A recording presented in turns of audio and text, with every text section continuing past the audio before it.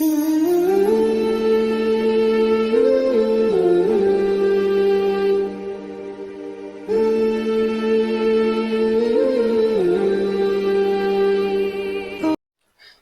علیکم ورحمۃ اللہ وبرکاتہ نحمدہ ونصلی علی رسولہ الکریم اما بعد فاعوذ باللہ من الشیطان الرجیم بسم اللہ الرحمن الرحیم۔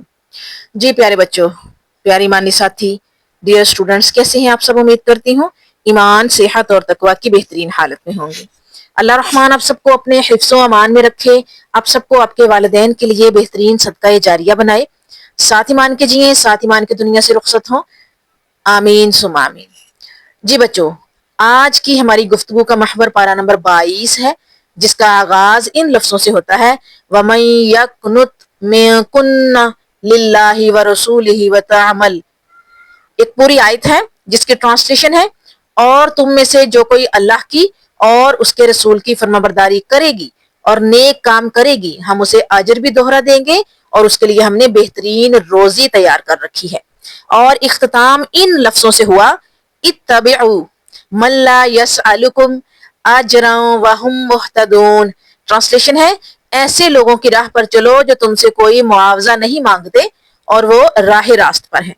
پارے کے آغاز میں رب کی جانب سے دگنا اجر اور بہترین روزی کی بشارت کا تذکرہ ہے، جبکہ پارے کے اختتام پہ لوگوں سے امیدیں نہ لگانے کا تذکرہ ہے۔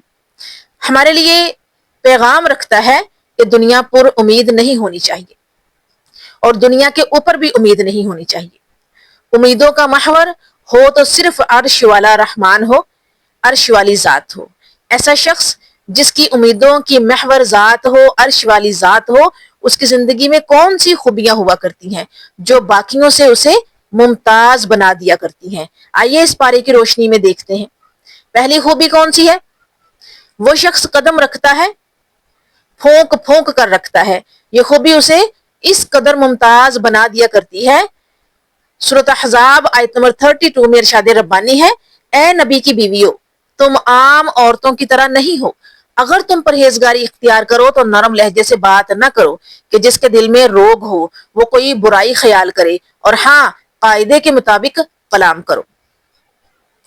یہاں پر جو ہے سورۃ احزاب آیت نمبر 32 میں بہت اہم عورتوں کے لیے ایک پیغام ہے، اور مخاطب کیا گیا ہے کہ نبی کی بیویوں کو، کہ تم عام عورتوں کی طرح نہیں ہو۔ اگر تم پرہیزگاری اختیار کرو تو نرم لہجے سے بات نہ کرو، یعنی جب تم کھڑی ہو پردے کے پیچھے یا کہیں بھی، تو کسی بھی مرد کے ساتھ نرم لہجے میں بات نہ کرنا، کیونکہ تم نہیں جانتی کہ مرد کے دل میں کوئی روگ، کوئی بیماری ہو، تمہاری آواز کی نرمی سے اس کے دل میں کوئی جگہ بن جائے، اس کے دل میں کوئی خواہش آئے، اس کے دل میں کوئی غلط بات آئے، کوئی برا خیال آئے۔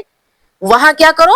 قاعدے کے مطابق کلام کرو، سخت زبان استعمال کرو، سخت لہجہ رکھو، سخت لفظ رکھو کہ جس کی سختی سے اگلے کے دل میں، نامحرم مرد کے دل میں اگر کوئی بات آئی بھی ہے تو وہ سخت لہجہ سن کے، سخت کلام سن کے نکل جائے۔ نہ صرف گفتگو کے لیے الفاظ کے انتخاب میں احتیاط ہوتی ہے، بلکہ بولنے کے انداز اور لہجے میں بھی احتیاط ہوا کرتی ہے۔ دوسری خوبی کیا ہے؟ نظر میں نہیں ہوتے، رسم و رواج نہیں ہوتے، ہوتی ہے تو سیرت مصطفیٰ ہوتی ہے صلی اللہ علیہ وآلہ وسلم۔ سورہ احزاب آیت نمبر 33 میں ارشاد ربانی ہے، اور اپنے گھروں میں قرار سے رہو، اور قدیم جاہلیت کے زمانے کی طرح اپنے بناؤ اپنے سنگار کا اظہار نہ کرو، اور نماز ادا کرتی رہو اور زکوٰۃ دیتی رہو، اللہ اور اس کے رسول کی اطاعت گزاری کرو۔ اللہ تعالیٰ یہ چاہتا ہے کہ اپنے نبی کی گھر والیوں، تم سے وہ ہر قسم کی گندگی کو دور کر دے اور تمہیں خوب پاک کر دے۔ دیکھیے اللہ تعالیٰ مخاطب کس کو کر رہے ہیں؟ نبی کی بیویوں کو، اور سبق کس کو دے رہے ہیں؟ امت کی عورتوں کو، امتیوں کی عورتوں کو، بیویوں کو۔ تو یہاں پر مخاطب کون ہے؟ نبی کی بیویاں، اور سبق کس کو دیا جا رہا ہے؟ امت والیوں کو، نبی کی گھر والیوں کو مخاطب کر کے اللہ رحمان کتنے خوبصورت انداز میں امت والیوں کو سبق دے رہے ہیں، بتا رہے ہیں، سکھا رہے ہیں، پڑھا رہے ہیں، نصیحت کر رہے ہیں، مشورے دے رہے ہیں کہ اپنے گھروں میں رہنا قرار کے ساتھ، سکون کے ساتھ، اطمینان کے ساتھ۔ جیسے جاہلیت کے دور میں عورتیں بن سنور کے نکلتی تھی بازاروں میں، گلیوں میں، اور چوکوں میں کھڑی ہوتی تھی جا کے اپنے بناؤ سنگار کو غیر محرموں کو دکھانے کے لیے، تو ویسا نہ کرنا۔ نماز ادا کرتی رہو، زکوٰۃ دیتی رہو اگر تم پر فرض ہے تو اللہ اور اس کے رسول کی اطاعت گزاری کرو، یعنی اللہ اور اس کے رسول کے حکم مانو، رسول کی پیروی کرو، اللہ کی اطاعت کرو۔ اللہ یہ چاہتا ہے کہ اپنے نبی کی گھر والیوں تم سے وہ ہر قسم کی گندگی کو دور کر دے، تمہیں خوب پاک کر دے۔ یعنی نبی کی گھر والیوں کو اللہ تعالیٰ چاہتے ہیں کہ ہر قسم کی گندگی سے دور رکھے، خوب پاک صاف رکھے، ان کی طہارت کا خیال رکھا ہے، ان کی پاکیزگی کا خیال رکھا ہے، اور ان کو مشورے دے رہے ہیں، اور سبق ہم لوگوں کے لیے ہے، نبی کے امتیوں کے لیے۔ جی تو آگے چلتے ہیں، تیسری خوبی دیکھتے ہیں، جہاں قرآن مجید کی تلاوت کرتا ہے وہاں حدیث نبوی کا پڑھنا بھی سعادت سمجھتا ہے۔ کون؟ امتی۔ سورۃ احزاب آیت نمبر 34 میں ارشاد ربانی ہے، اور تمہارے گھروں میں اللہ کی جو آیتیں اور رسول کی جو احادیث پڑھی جاتی ہیں ان کا ذکر کرتی رہو، یقیناً اللہ تعالیٰ لطف کرنے والا اور خبردار ہے۔ یہاں دیکھ لیجئے، اللہ کی آیتیں، قرآن کریم فرقان حمید کے ساتھ رسول کی احادیث، یعنی قرآن اور حکمت، آیتیں نشانیاں اور حکمت۔ قرآن آیتیں کیا ہے؟ کلام کیا ہے؟ اللہ کا کلام، اللہ کی کتاب، مصحف، قرآن پاک، اور حکمت کی باتیں کون سی ہیں؟ جو کہ رسول صلی اللہ علیہ وآلہ وسلم نے احادیث بیان کی، یعنی کہ جو حکم دیے اور احادیث کی صورت میں ہمارے درمیان موجود ہیں، وہ اللہ اور اس کے رسول کے درمیان باتیں ہوئی جو کہ آج حدیث کی صورت میں ہمارے درمیان موجود ہے، اور اس کا حکم دیا گیا ہے کہ ان کا ذکر کرتی رہو، یقیناً اللہ تعالیٰ لطف کرنے والا اور خبردار ہے، یعنی اللہ تعالیٰ مہربانی کرنے والا، اللہ تعالیٰ نرمی کرنے والا اور مہربان ہے، رحم کرنے والا ہے۔ تو قرآن مجید کی تلاوت کے ساتھ ہمیں حدیث نبوی کا پڑھنا بھی جو ہے وہ بتایا گیا ہے کہ یہ سعادت ہے ہمارے لیے، اعزاز ہے ہمارے لیے اگر ہم حدیث بھی پڑھتے ہیں۔ اگلی خوبی چوتھی کون سی ہے؟ رب کا آخری نبی ماننا، محمد رسول اللہ صلی اللہ علیہ وآلہ وسلم کو آخری نبی ماننا۔ جو امتی ہے رب کا آخری نبی مانتا ہے محمد رسول اللہ صلی اللہ علیہ وآلہ وسلم کو، اور بہت بڑی خوبی ہے۔ سورۃ احزاب آیت نمبر 40 میں ارشاد ربانی ہے، لوگوں تمہارے مردوں میں کسی کے باپ محمد صلی اللہ علیہ وآلہ وسلم نہیں ہے، لیکن اللہ تعالیٰ کے رسول ہیں اور تمام نبیوں کے ختم کرنے والے ہیں، اور اللہ تعالیٰ ہر چیز کو خوب جانتا ہے۔ یہاں پر واضح طور پر ختم نبوت جو ہے وہ بیان کر دی گئی ہے، ختم نبوت بیان کر دی گئی ہے۔ اللہ نے خود بیان کر دی ہے کہ لوگوں تمہارے مردوں میں سے کسی کے باپ محمد صلی اللہ علیہ وآلہ وسلم نے یعنی کہ وراثت نہیں چلے گی، نبوت نہیں چلے گی، کوئی یہ نہیں کہے گا کہ محمد کا بیٹا جو ہے وہ آگے ان کا وارث ہے۔ محمد صلی اللہ علیہ وآلہ وسلم کسی مرد کے باپ نہیں ہے، یہاں پہ انسان نہیں کہا، مرد کہا ہے، کیونکہ نبی صلی اللہ علیہ وآلہ وسلم کی بیٹیاں موجود تھیں تو اور ان کی اولاد تھی، وہ صاحب اولاد تھے، لیکن بیٹیوں کے باپ تھے، بیٹے اللہ پاک نے دے کر واپس لے لیے۔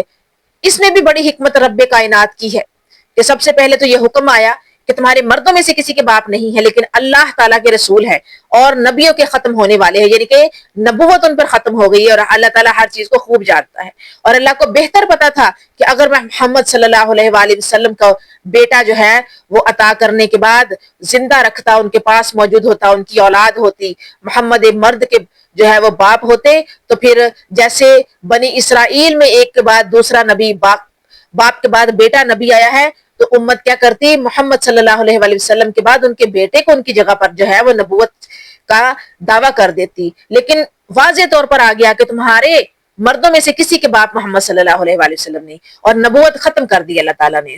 اور کس خوبصورت انداز میں سورۃ احزاب کی آیت نمبر 40 میں نبوت کے خاتمے کا ذکر کر دیا ہے۔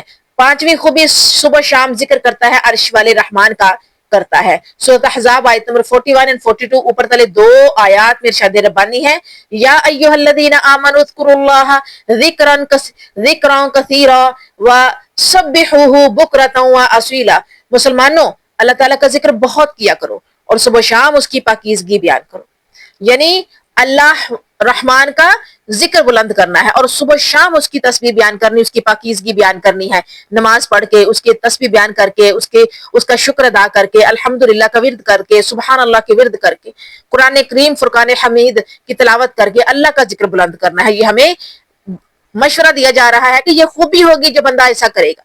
چھٹی خوبی کون سی ہے؟ توکل کرتا ہے تو عرش والے رحمان پر توکل کرتا ہے۔ سورۃ احزاب آیت نمبر 48 میں ارشاد ربانی ہے کہ وَتَوَكَّلْ عَلَى اللَّهِ وَكَفَى بِاللَّهِ وَكِيلًا، ٹرانسلیشن ہے اور اللہ پر بھروسہ رکھیے، کافی ہے اللہ کام بنانے والا، یعنی توکل رکھنا ہے تو عرش والے رحمان پر رکھنا ہے، اللہ رب العزت پر رکھنا ہے اور کسی پر نہیں رکھنا، بھروسہ صرف اللہ کی ذات پر۔ توکل اللہ کی ذات پر، کام بنانے والی ذات اللہ ہے، بے شک بھروسہ رکھیے کافی ہے اللہ کام بنانے والا، کہ اللہ کافی ہے، پوری کائنات مل کے بھی کسی کام کو بنانے لگ گیا تو نہیں بنے گی جب تک اللہ نہیں چاہے گا، اور ایک واحد اللہ کسی کام پہ کن فرما دے تو پوری کائنات اس کام کو ہونے سے روک نہیں سکتی۔ ساتویں خوبی کون سی ہے؟ درود و سلام بھیجتا ہے محمد صلی اللہ علیہ وآلہ وسلم پر ہی درود و سلام بھیجتا ہے۔ امتی سورۃ احزاب آیت نمبر 56 میں ارشاد ربانی ہے ان اللہ و ملائکتہ یصلون علی النبی یا ایھا الذین آمنوا صلوا علیہ وسلموا تسلیما۔ بہت اہم بڑی خوبصورت آیت ہے، بڑی خوبصورت آیت ہے، اور یہ آیت جو ہے وہ درود بھیج رہی ہے نبی صلی اللہ علیہ وآلہ وسلم پر۔ اللہ تعالیٰ اور اس کے فرشتے اس نبی پر رحمت بھیجتے ہیں، اے ایمان والو تم بھی ان پر درود بھیجو اور خوب سلام بھی بھیجتے رہا کرو۔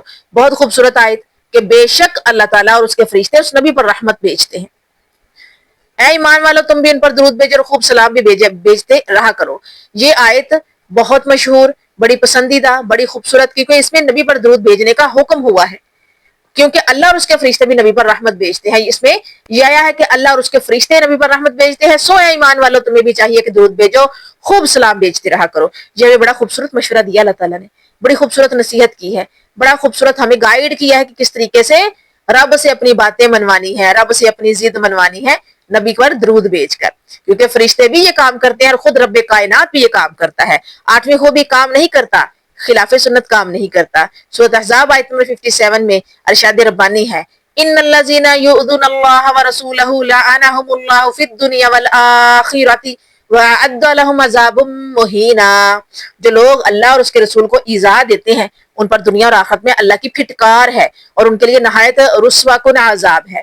یعنی خلاف سنت کام جو کرتا ہے وہ اللہ اور اس کے رسول کو ایذا دیتا ہے، جو خلاف سنت کام کرتا ہے وہ تکلیف دیتا ہے، اللہ اور اس کے رسول کو ایذا پہنچاتا ہے، تو اس کے لیے کیا حکم آیا؟ بڑا سخت حکم آیا ہے کہ دنیا میں بھی اور آخرت میں بھی اللہ کی پھٹکار ہے، اللہ رب العزت کی پھٹکار ہے، اور ان کے لیے نہایت رسوا۔ اور صرف اس پہ بس نہیں کی اللہ تعالیٰ نے، کس قدر سخت لفظ اور کس قدر بڑی دھمکی دی ہے کہ اس پر اللہ کی پھٹکار ہوگی اگر وہ وقت رہتے اس سے توبہ نہیں کرے گا اور سچی توبہ نہیں کرے گا کہ دوبارہ یہ کام نہیں کرے گا، تو اس کے لیے اس کے اوپر پھر آخرت میں اللہ کی پھٹکار، دنیا میں بھی اللہ کی پھٹکار، اور اس پہ بھی جو ہے وہ بس نہیں ہوئی بلکہ کہا ہے کہ ان کے لیے نہایت رسوا کن عذاب ہے، یعنی مستقل عذاب ان کے اوپر جہنم کا، آگ کا رسوا کن عذاب ہے کہ جو ہٹایا نہیں جائے گا۔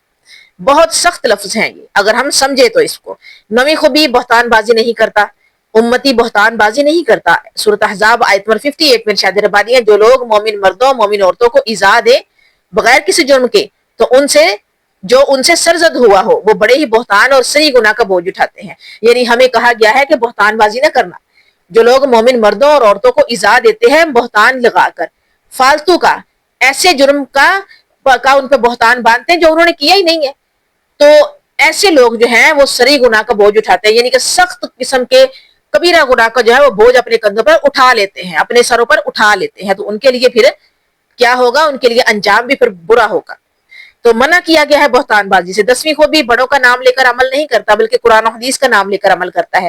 یہ دیکھ لیں سورۃ احزاب آیت نمبر 67 میں کیا ارشاد ربانی ہے، اور کہیں گے کہ ہمارے رب ہم نے اپنے سرداروں اپنے بڑوں کی مانی جنہوں نے ہمیں راہ راستے بھٹکا دیا۔ یعنی روزے قیامت لوگ ایسے حالت میں بھی آئیں گے جو آ کے کہیں گے کہ ہمیں ہمارے بڑوں نے، ہمارے بزرگوں نے، ہمارے گھر کے بزرگوں نے، ہمارے آباء و اجداد نے، یا ہمارے قبیلے کے سردار نے، یا علاقے کے سردار نے، یا ملک کے سردار نے اپنی منوائی تھی، ہم ان کے راستے پہ چلے تھے کیونکہ انہوں نے کہا تھا یہی سیدھا راستہ ہے، اور انہوں نے ہمیں اس راستے پہ چلایا، اور آج ہم جو ہے وہ یہاں پر تیرے سامنے شرمندہ کھڑے ہیں، انہوں نے ہمیں راہ راست سے بھٹکایا تھا، رب کے آگے شکایت کریں گے۔ اس سے پہلے کہ ہم وہاں جا کے رب کے آگے شکایت کریں تو بڑوں کا نام لے کر کچھ نہ کریں، قرآن و حدیث پر عمل کریں، یہ نہ کہیں کہ جو بڑے ہمارے کرتے تھے ہم نے وہی کرنا ہے، جو ہمارے بزرگ کرتے تھے ہم نے وہی کرنا ہے، جو ہمارا خاندان کرتا آیا ہے ہم نے وہی کرنا ہے، یا پھر یہ کہ جو ہمارے آباء و اجداد کرتے آ رہے ہیں ہمیں نسل در نسل ہمیں ڈیلیور کر رہے ہیں ہم نے وہی کرنا ہے، بلکہ یہ کہو کہ جو قرآن میں لکھا ہے وہ ماننا ہے، جو حدیث میں لکھا ہے حسن طریقے سے وہ ماننا ہے۔ تو ہمیں یہاں پر بہت بڑی نصیحت کر دی گئی ہے۔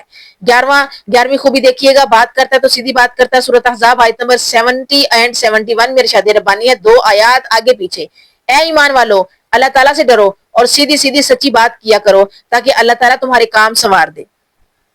اور تمہارے گناہ معاف کر دے، اور جو بھی اللہ اور اس کے رسول کی تابعداری کرے گا بہت بڑی کامیابی کا مستحق ہوگا۔ یہاں پر کیا ہے کہ بات کرتا تو سیدھی کرتا ہے، ایمان والوں کو پکارا گیا ہے اور یہ کہا گیا ہے، مشورہ دیا گیا ہے کہ اللہ سے ڈرو، سچی بات کرو، جھوٹ نہ بولو، کیونکہ اگر ایسا کرو گے نا، سچ بولو گے، سچی باتیں کرو گے، تو پھر اللہ تعالیٰ تمہارے کام بنا دے گا، تمہارے کام سوار دے گا، تمہارے گناہ معاف کر دے گا۔ اور اگر اللہ اور اس کے رسول کی تابعداری کرتے رہو گے تو بڑی کامیابی دنیا میں بھی ملے گی اور آخرت میں بھی اس کے حقدار قرار پاؤ گے۔ کتنا بڑا جو ہے ہمیں مشورہ دیا رب نے، جھوٹ نہ بولنا۔ 12ویں خوبی حمد و ثنا بیان کرتا ہے، عرش والے رحمان کی حمد و ثنا بیان کرتا ہے۔ سورۃ سبا آیت نمبر 1 میں ارشاد ربانی ہے، الحمدللہ الذی لہ ما فی السماوات و ما فی الارض ولہ الحمد فی الآخرۃ وہو الحکیم الخبیر۔ تمام تعریفیں اس اللہ کے لیے سزاوار ہیں جس کی ملکیت میں وہ سب کچھ ہے جو آسمان اور زمین میں ہے، آخرت میں بھی تعریف اسی کے لیے ہے، وہ بڑی حکمتوں والا اور پورا خبردار ہے۔ بڑی حکمتوں والا، اس کی ہر کام میں حکمت، اور کیا ہے وہ آگے وہ خبردار ہے، یعنی ہر چیز کا علم ہے اس کے پاس، ہر چیز کی خبر ہے، ہر بات کی خبر ہے۔ تو ہمیں مشورہ کیا دیا ہے؟ تمام تر تعریفیں اللہ ہی کے لیے ہیں، اللہ ہی کی تعریفیں کرو جس کی ملکیت میں وہ سب کچھ ہے جو آسمان اور زمین میں ہے۔ بے شک پوری کائنات اس کے قبضہ قدرت میں، اس کی ہتھیلی پہ جمی ہوئی ہے، وہ ابھی ہتھیلی ہلائے پوری کائنات الٹ پلٹ ہو جائے۔ آخرت میں بھی اسی کے لیے تعریف، اسی کے لیے، یعنی کہ آخرت کی تعریف بھی اسی کے لیے ہے۔ تو یہاں پر کیا کہا گیا ہے کہ حمد و ثنا بیان کرنی ہے تو صرف رب کائنات کی، عرش والے رحمان کی۔ سورۃ فاطر آیت نمبر 1 میں ارشاد ربانی ہے، الحمدللہ فاطر السماوات والارض جاعل الملائکۃ، ایک لمبی آیت ہے جس کی ٹرانسلیشن ہے، اس اللہ تعالیٰ کے لیے تمام تعریفیں سزاوار ہیں جو ابتدا آسمانوں اور زمینوں کا پیدا کرنے والا ہے، اور 2 3 4 پروں والے فرشتوں کو اپنا پیغمبر، اپنا قاصد بنانے والا ہے۔ مخلوق میں جو چاہے زیادتی کرتا ہے، اللہ تعالیٰ یقیناً ہر چیز پر قادر ہے۔ تو یہاں پر کیا ہے؟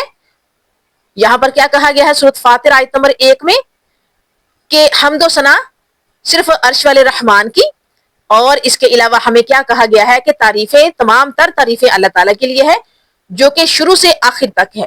جب کوئی نہیں تھا تو رب کائنات، اور جب کوئی نہیں ہوگا تو عرش والا رحمان ہوگا جو ابتدا سے آسمان اور زمینوں کا پیدا کرنے والا اس کا مالک ہے، اور ایسے فرشتوں کو اپنا قاصد، اپنا پیغمبر بنانے والا ہے جو 2 پروں والے بھی ہیں، 3 والے بھی ہیں، 4 پروں والے بھی ہیں۔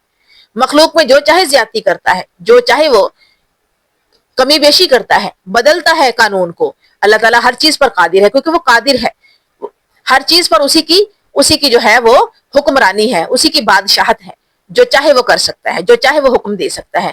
پوائنٹ نمبر 13ویں خوبی، دنیا میں آواز بلند کرتا ہے تو توحید کی آواز بلند کرتا ہے۔ سورۃ سبا آیت نمبر 24 میں ارشاد ربانی ہے، پوچھئے کہ تمہیں آسمانوں اور زمین سے روزی کون پہنچاتا ہے؟ خود جواب دیجئے کہ اللہ تعالیٰ۔ سنو، ہم یا تم یا تو یقیناً ہدایت پر ہیں یا کھلی گمراہی میں ہیں۔ یعنی دنیا میں آواز کس کی بلند کرنی ہے؟ توحید کی، اور یہ کہ آسمانوں اور زمین کو کنٹرول کرنے والی ذات کون سی ہے؟ ایک واحد ذات ہے، اللہ تعالیٰ۔ اور آسمانوں اور زمین میں روزی پہنچانے والا کون ہے؟ خود بخود ہمیں پتا ہے کہ اللہ تعالیٰ ہمیں سب کچھ دیتا ہے، تو یقیناً ہدایت پر ہے یا کھلی گمراہی میں ہے۔ یعنی سوال کیا گیا ہے کہ تو ہدایت پر ہے یا کھلی گمراہی میں ہے؟ اگر تو ہدایت پر ہے تو توحید بیان کرے گا، لیکن اگر گمراہی میں ہے تو توحید بیان نہیں کرے گا۔ سو ہمیں مشورہ دیا گیا ہے کہ توحید بیان کرے۔ پوائنٹ نمبر 14ویں خوبی، اجر کی امیدیں لگاتا ہے، عرش والے رحمان سے لگاتا ہے۔ سورۃ سبا آیت نمبر 47 میں ارشاد ربانی ہے کہ کہہ دیجئے جو بدلہ تم سے مانگو وہ تمہارے لیے ہے، میرا بدلہ تو اللہ ہی کے ذمہ ہے، وہ ہر چیز سے باخبر اور مطلع ہے۔ یعنی اللہ رحمان ہر چیز سے باخبر ہے، وہ قادر ہے، قدیر ہے، سمیع ہے، بصیر ہے، وہ باخبر ہے، اسے ہر چیز کی اطلاع ہے۔ اور یہ کہ اگر تم عرش والے رحمان سے امید لگاتے ہو، اللہ رب العزت سے تمام تر امیدیں باندھتے ہو، تو بدلہ رب کائنات ہی دے گا، وہ عرش والا رحمان ہی دے گا۔ اور یہ کہ اگر کہو کہ میرا بدلہ تو اللہ ہی کے ذمہ ہے، تو اللہ تعالیٰ وہ بدلہ ضرور عطا کریں گے۔ 15ویں خوبی کیا ہے؟ رحمت کی امید رکھتا ہے تو عرش والے رحمان کی رحمت کی امید رکھتا ہے۔ سورۃ فاطر آیت نمبر 2 میں ارشاد ربانی ہے، اللہ تعالیٰ جو رحمت لوگوں کے لیے کھول دے سو اس کا کوئی بند کرنے والا نہیں، اور جس کو بند کر دے تو اس کے بعد اس کا کوئی جاری کرنے والا نہیں، وہی غالب حکمت والا ہے۔ تو یہاں پر کیا ہے کہ رحمت کی امید عرش والے رحمان سے، اور یہاں پر یہ بھی ہمیں بتایا گیا ہے کہ اللہ تعالیٰ جس کے لیے رحمت کے دروازے کھول دے ان دروازوں کو بند کرنے والا کوئی نہیں ہے، اور جس کے لیے اپنے دروازے بند کر لے، رحمت کے دروازے بند کر دے، اس کو کھولنے والا، اس کا جاری کرنے والا کوئی نہیں ہے، کیونکہ وہی غالب ہے، اس کے قبضہ قدرت میں سب کچھ ہے، اور وہی حکمتوں والا بھی ہے۔ 16ویں خوبی، دشمن سمجھتا ہے شیطان کو اپنا دشمن سمجھتا ہے مومن۔ سورہ فاتر آیت نمبر 6 میں ارشاد ربانی ہے، جانو وہ تو اپنے گروہ کو صرف اس لیے ہی بلاتا ہے کہ وہ سب جہنم واصل ہو جائے، یعنی شیطان کو اپنا دشمن سمجھو، کیونکہ شیطان ہمیں بلاتا ہی اس لیے ہے تاکہ وہ سب کو جہنم دلوا سکے، جہنم واصل کروا سکے۔ سو ہمیں شیطان کو اپنا دشمن سمجھنا ہے اور شیطان کے راستے پر نہیں چلنا۔ پوائنٹ نمبر 17 ہے، 17ویں خوبی ہے، اس بات کا پرچار کرتا ہے کہ پوری دنیا محتاج ہے، اللہ ذوالجلال کی محتاج ہے۔ سورہ فاتر آیت نمبر 15 میں ارشاد ربانی ہے، اے لوگو تم اللہ کے محتاج ہو اور اللہ بے نیاز اور خوبیوں والا ہے۔ بے شک پوری دنیا محتاج ہے اللہ تعالیٰ کی، اللہ ذوالجلال کی محتاج ہے، اسی کے قبضہ قدرت میں پوری کائنات ہے۔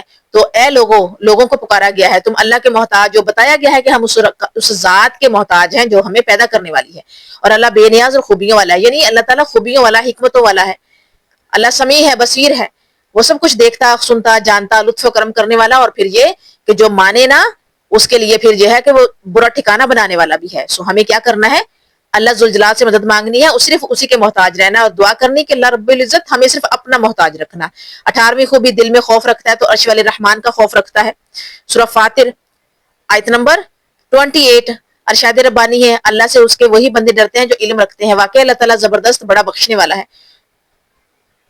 یہاں پر سورۃ فاتر آیت نمبر 28 میں کیا ارشاد ہے کہ اللہ سے اس کے وہی بندے ڈرتے ہیں جو علم رکھتے ہیں، یعنی جن کے پاس اللہ پاک نے جو ہے وہ شعور دیا، عقل دی، علم دیا ہے، تو ان کے دلوں میں خوف بھی عرش والے رحمان کا ہے، وہ صرف اللہ تعالیٰ ہی سے ڈرتے ہیں۔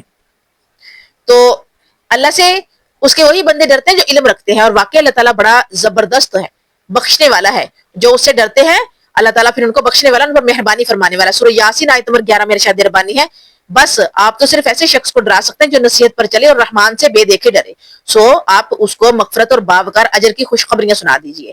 یہاں پر اس شخص کے لیے جو ہے وہ خوشخبریاں سنا دی گئی ہیں جو صرف اللہ سے ڈرتا ہے، اور یہ کہا گیا ہے کہ آپ تو صرف ایسے شخص کو ڈرا سکتے ہیں جو نصیحت پر چلے اور رحمان سے بے دیکھے ڈرے، یعنی اللہ کو دیکھا نہیں ہے پھر بھی اس کا ڈر، اس کا خوف دل میں موجود ہے، اور اس کی بتائے ہوئے راستے پر چلنے کا جو ہے وہ تہیہ ہے اور چل رہا ہے وہ انسان، تو صرف وہی انسان کامیابی پا سکتا ہے۔ سو اس کے لیے جو ہے مغفرت کی جو ہے خوشخبری ہے اور باوقار اجر کی بشارت ہے، خوشخبریاں ہیں۔ دیکھیں کس قدر خوبصورت انداز میں اللہ تعالیٰ نے بشارت کی ہے، جن کے دلوں میں خشیت ہے، ڈر ہے، اللہ تعالیٰ کا تقوی ہے، ان کے لیے خوشخبریاں ہیں۔ 19ویں خوبی کیا ہے؟ تجارت کرتا ہے، عرش والے رحمان سے تجارت کرتا ہے۔ سورۃ فاتر آیت نمبر 29 میں ارشاد ربانی ہے، جو لوگ کتاب اللہ کی تلاوت کرتے ہیں اور نماز کی پابندی کرتے ہیں اور جو کچھ ہم نے ان کو عطا فرمایا اس میں پوشیدہ اور اعلانیہ خرچ کرتے ہیں، وہ ایسی تجارت کے امیدوار ہیں جو کبھی خسارہ میں نہ ہوگی۔ یہ اللہ تعالیٰ سے تجارت کا تذکرہ ہے، ذکر ہے، یعنی رزق بھی اللہ تعالیٰ بندے کو دیتا ہے، مال بھی دیتا ہے، پھر کہتا ہے کہ اسی میرے دیے ہوئے میں سے خرچ کرو تو میں تمہیں عظیم اجر دوں گا۔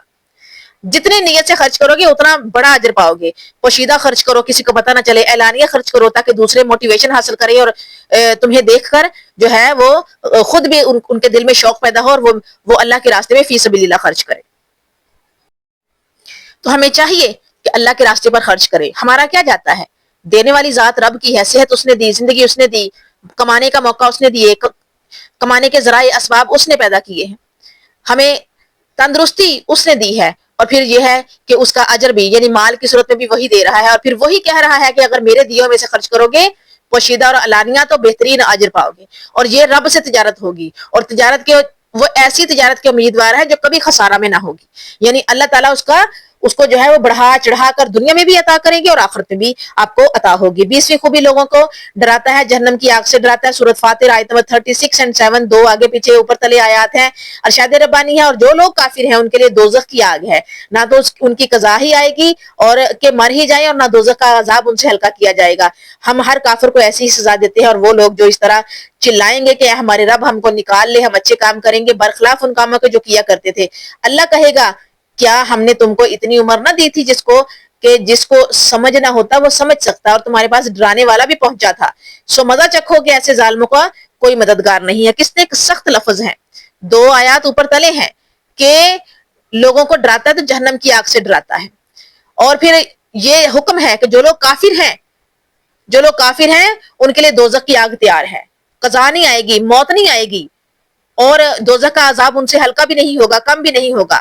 اور اللہ تعالیٰ نے کہا ہے کہ ہر کافر کو، کفر کرنے والے کو، انکار کرنے والے کو ہم ایسی ہی سزا دیتے ہیں۔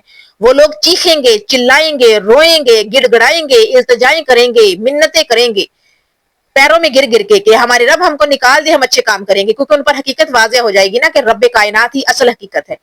تو وہ گڑ گڑائیں گے کہ ہم اچھے کام کریں گے، اور جو کام پہلے کرتے تھے وہ نہیں کریں گے۔ تب اللہ تعالیٰ کہے گا کہ کیا تم کو میں نے عمر نہیں دی تھی، مہلت نہیں دی تھی، موقع نہیں دیا تھا، کوئی پلیٹ فارم نہیں دیا تھا جہاں بیٹھ کر تم سمجھتے اور سمجھ کر اس پر عمل کرتے، اور تمہارے پاس ڈرانے والا بھی بھیجا تھا۔ اب آج کے دور میں علماء ہیں، عالم دین ہیں، دین کی طرف بلانے والے ہیں جو ڈرانے والے ہیں، سو تم نے عمل نہیں کیا، اس وقت مانی نہیں، ڈھیٹ بنے رہے اور غرور کیا، تکبر کیا، اور کہا کہ میں یہاں پڑھوں، میں یہاں دیکھوں، میں یہاں سمجھوں، یہ تو میری مزاج کے خلاف ہے، اس کو تو میں ماننے والا نہیں ہے، اور دنیا کے عیش و عشرت میں پڑے رہے۔ سو مزہ چکھو اب ایسے ظالموں کا، کوئی مددگار نہیں ہو۔ میری اللہ رب العزت سے دعا ہے کہ خالق و مالک مجھے اور آپ کو ایسی توفیق سے نوازے کہ ہم ان کاموں کو اختیار کریں جو مثالی مسلمان کی پہچان ہوا کرتے ہیں، ان کاموں سے محفوظ فرمائے جن کے سبب کسی کا اسلام مجروح ہوا کرتا ہے، خاتمہ بھی ایمان فرمائے، اور جنت الفردوس میں اپنے حبیب کی رفاقت نصیب فرمائے، آمین یا رب العالمین۔ وصلی اللہ تعالی علی خیر خلقہ محمد وآلہ وصحبہ اجمعین برحمتک یا ارحم الراحمین۔ اللہم صلی علی محمد وعلی آل محمد کما صلیت علی ابراہیم وعلی آل ابراہیم انک حمید مجید۔ اللہم بارک علی محمد وعلی آل محمد کما بارکت علی ابراہیم وعلی آل ابراہیم انک حمید مجید۔